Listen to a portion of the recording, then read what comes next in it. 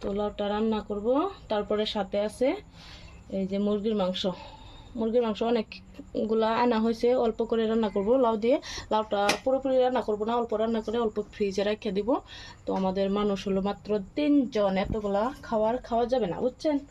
তো এখন মুরগির মাংসগুলো ভালোভাবে ধুয়ে পরিষ্কার করে নিয়ে হয়েছে। এখন মশলাপাতি দিয়ে তারপরে রান্নাটা বসায় নেব। তো প্রথমে আমি মরিচের গুঁড়া দিয়ে দিতেছি, তারপরে দিয়ে দিতেছি হলুদের গুঁড়া, তো জিরা গুঁড়া, স্বাদ মতো লবণ, তো পেঁয়াজ রসুন বাটা, আদা বাটা। এখন অল্প খাওয়া তেল দিয়ে ভালোভাবে মাখিয়ে নিব।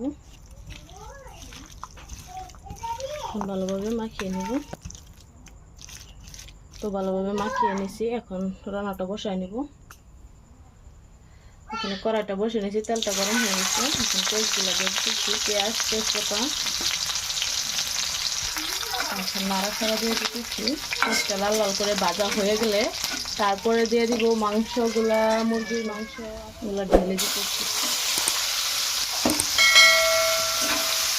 ভালোভাবে নাড়াচাড়া দিয়ে কষিয়ে নেব।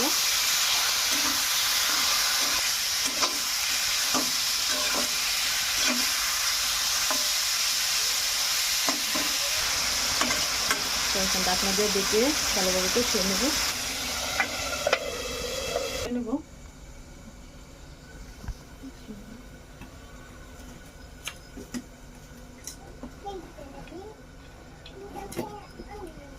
একবারে কুমড়া লাউগুলো অনেক ভালো, একবার সিদ্ধ হয়ে যায়। এভাবে করে কেটে নেব। মাংসটা যেহেতু রান্না করবো সেই জন্য এইভাবে করে কেটে নেব। অল্প ছোট ছোট করে।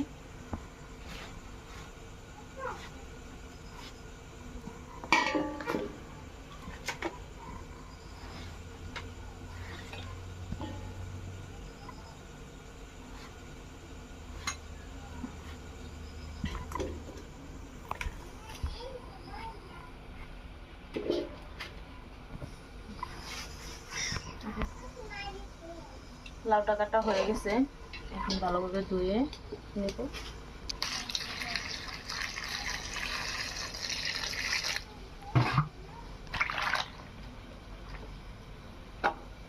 লাউটা উঠে দিতেছি ধুয়ে ভালোভাবে।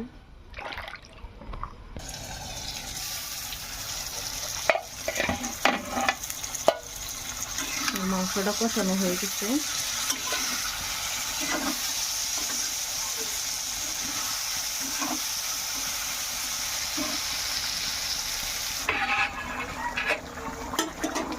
এখন লাউগুলা দিয়ে দিব।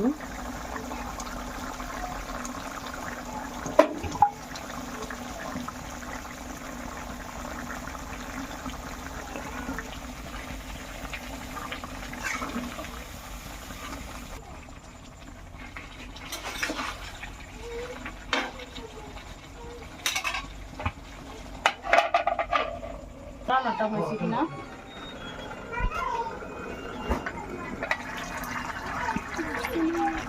তো মুরগির মাংস দিয়ে লাউয়ের তরকারি রান্না, আমার সবজি রান্নাটা হয়ে গেছে। এখন গ্যাসটা অফ করে দিব।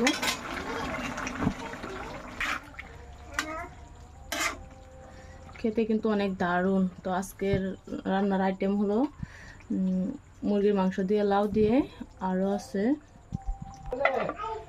রান্না করছি হলো এখান দিয়ে রয়েছে মাসকলার ডাল। দেখেন আজকে খাওয়ার আইটেম 2টা। তো আজকের ছোট্ট ভিডিও থেকে বিদায় নিলাম। অন্য একটা ভিডিও লক্ষ্য আশা করি। সবাই ভালো থাকবেন, সুস্থ থাকবেন। আল্লাহ হাফিজ।